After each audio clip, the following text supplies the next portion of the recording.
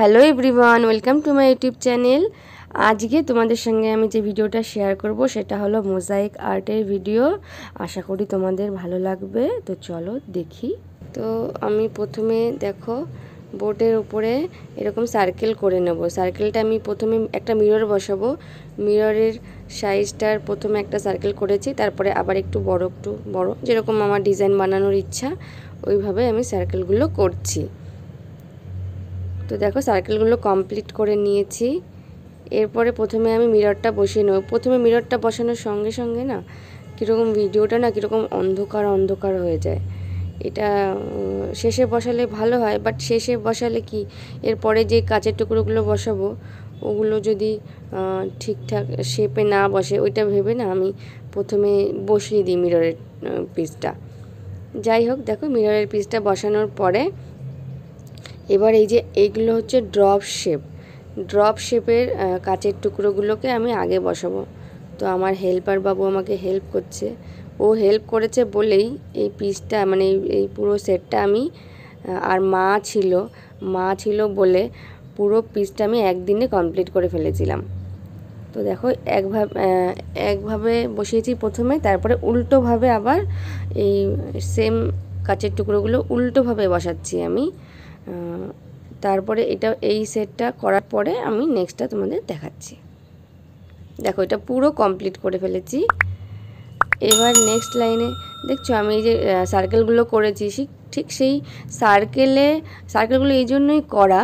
এই সার্কেলে কি হয় বুঝে যে হ্যাঁ এই দাগের ভেতরে আমি এই ডিজাইনটা করব। আমি না আগে কাচের টুকরোগুলোকে আগে মানে একটু সেট করে নিই। এই যে আঠা দিয়ে লাগাচ্ছি এখন, এর আগে কিন্তু আমি সিম্পল পাতিয়ে দেখে নিই ডিজাইন কিভাবে করব, কোনটা ভালো লাগছে।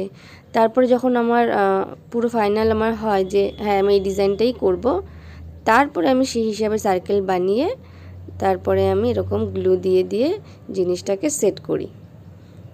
তো এরপরে দেখো হার্ট শেপ, তারপরে এস শেপের পরে এটা হলো দিয়া শেপ। প্রথমে এটা ছিল ওয়াটার ড্রপ শেপ, তারপরে হার্ট শেপ, তারপরে এস শেপ, আর এটা দিয়া শেপ, তারপরে তো এগুলো তো সার্কেল। তো দিয়ার ওপরে আমি সার্কেলগুলো বসাচ্ছি। যে এই ডিজাইনটা আমার মেয়ের বলা, আমি ঠিক এই জায়গাটায় কী করবো বুঝতে পারছিলাম না। তারপরে ও বলল মা এইভাবে করো। আমি সবসময় ক্রাফটের কাজ করি, ও দেখে তো ওরও দিমাগ চলে অনেক। তো দেখো এই যে আমার মেয়ের বলা যে ডিজাইনটা, এটা তোমাদের কেমন লেগেছে এটা আমাকে অবশ্যই কমেন্ট করে জানিও।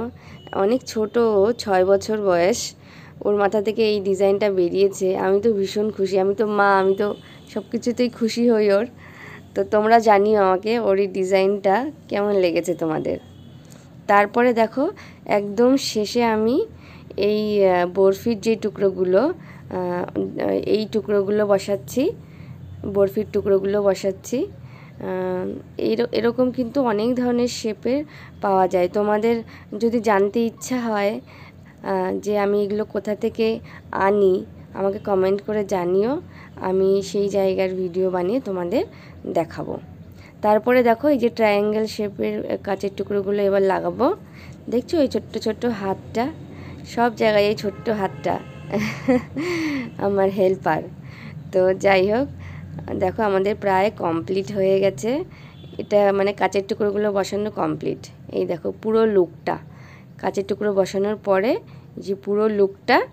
এরপরে যেটা করতে হবে সেটা দেখাই চলো।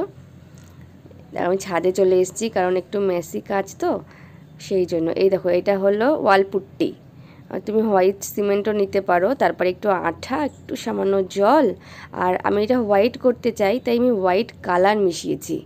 হোয়াইট কালারটা না মেশালে সাদা মানে এত ধবধবে সাদাটা করবে না। তারপর এরকম হাত দিয়ে করতেই কমফর্টেবল, চামচ দিয়েও করতে পারো, ছুরি দিয়ে করতে পারো। তারপরে ওইভাবে জিনিসটাকে পুরোটায় লাগিয়ে তারপরে শুকিয়ে তারপরে আস্তে আস্তে দেখো এরকম একটা ভিজা ন্যাকড়া দিয়ে আমি কাচের টুকরোগুলো থেকে এরকমভাবে আস্তে আস্তে মুছে নিই। তো দেখো এটা হলো ফাইনাল লুক। ঘরের দেওয়ালে টানিয়ে দেখাতাম, কিন্তু ঘরের দেওয়ালগুলোর অবস্থা এত খারাপ, ওখানে টানালে একদম ভালো লাগবে না, তাই ছাদে চলে এসেছি। দেখো তোমাদের আমার এই ওয়াকটা কেমন লেগেছে। যদি ভালো লাগে লাইক শেয়ার করো, চ্যানেলটিকে সাবস্ক্রাইব করো। নেক্সট ভিডিওতে আবার দেখা হবে। Tata, bye bye.